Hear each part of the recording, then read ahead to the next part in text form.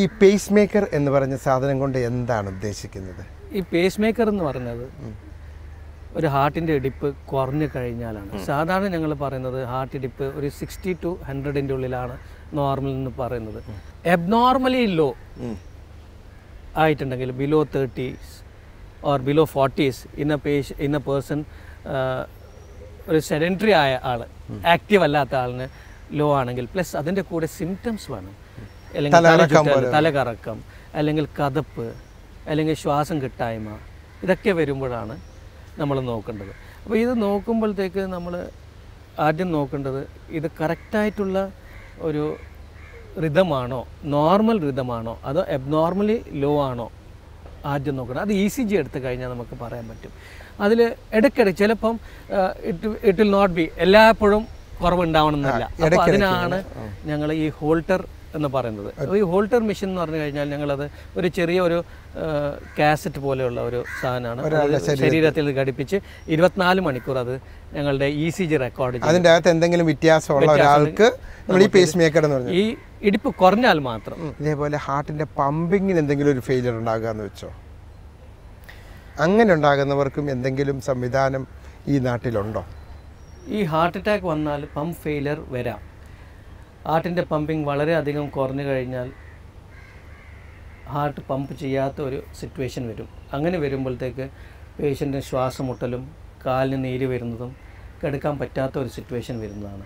അങ്ങനെ വന്നു കഴിഞ്ഞാൽ നമ്മൾ സാധാരണ എങ്ങനെയാണെന്ന് പറഞ്ഞാൽ ആശുപത്രിയിൽ അഡ്മിറ്റ് ചെയ്ത് അയനോട്രോപിക് സപ്പോർട്ട് എന്ന് പറയുമ്പോൾ ഇഞ്ചക്ഷൻസ് കൊടുത്ത് ഹാർട്ടിനെ ഒരു എനർജൈസ് ചെയ്യുന്ന ഒരു സംവിധാനമുണ്ട്. അത് ചെയ്യാം. പ്ലസ് ടാബ്ലറ്റ്സ് ഒക്കെ നമുക്ക് കൊടുത്ത് പേഷ്യൻ്റെ സിംറ്റംസ് നമുക്ക് കുറയ്ക്കാൻ പറ്റും. അല്ലാതെ അതിന് കൂടുതൽ ചെയ്യാൻ പറ്റത്തില്ല. ഇങ്ങനൊരു പമ്പിങ് കുറവുള്ളവർക്ക് എന്തെങ്കിലും മെഷീൻ കണ്ടുപിടിച്ചിട്ടുണ്ടോ? ഹാർട്ട് അറ്റാക്ക് വന്ന് പമ്പിങ് കുറഞ്ഞതിന്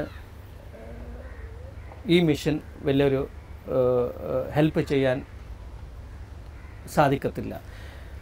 കാർഡിയാക് റീസിൻക്രനൈസേഷൻ തെറപ്പി എന്ന് പറയും.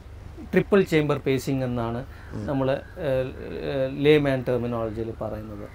ഇത് ട്രിപ്പിൾ ചേംബർ എന്ന് പറഞ്ഞു കഴിഞ്ഞാൽ ഈ ഹാർട്ടിൻ്റെ സാധാരണ ഗണിക്കുന്നത് റൈറ്റ് സൈഡിലത്തെ അപ്പർ ചേംബറും ലോവർ ചേംബറിലാണ് ഈ പേസ് മേക്കറും ICD ഘടിപ്പിക്കുന്നത്. ഈ ട്രിപ്പിൾ ചേംബർ എന്ന് പറയുമ്പോൾ മൂന്നാമത്തെ ഒരു വയറ് നമ്മൾ ലെഫ്റ്റ് സൈഡിലത്തേക്കും ലെഫ്റ്റ് വെൻട്രിക്കലിലേക്കും. പക്ഷേ ഈ 2 ലീഡും ഹാർട്ടിൻ്റെ ഉള്ളിലാണ് വെക്കുന്നത്. പക്ഷേ ഈ മൂന്നാമത്തത് ഹാർട്ടിൻ്റെ ഉള്ളിലേ പോയി വെളിയിലേക്ക് വെക്കുന്നതാണ്. എപ്പിക്കാർഡിയൽ ലീഡാണ്. അത് പുറത്തേക്ക് കോർണറി സൈനസ് എന്ന് പറഞ്ഞ ഒരു സ്ഥലത്തേക്കാണ്, ലെഫ്റ്റ് വെൻട്രിക്കിളിൻ്റെ ഔട്ടർ സർഫേസിലാണ് ഈ വയറ് ഘടിപ്പിക്കുന്നത്. ബാക്കി 2 വയറുകളും ഹാർട്ടിൻ്റെ ഉള്ളിലാണ് ഘടിപ്പിക്കുന്നത്. Right atrium, right ventricle. ഇത് ഘടിപ്പിച്ചിട്ടാണ് ഈ കാർഡിയക് റീസിൻക്രനൈസേഷൻ തെറപ്പി ചെയ്യുന്നത്. എന്തെങ്കിലും ഒരു മെസ്സേജ് പേഷ്യൻസിനായി ഡോക്ടർക്ക് കൊടുക്കാനുണ്ടോ? 3 മെസ്സേജസ്. 1, ദിവസേന എക്സസൈസ് ചെയ്യുക.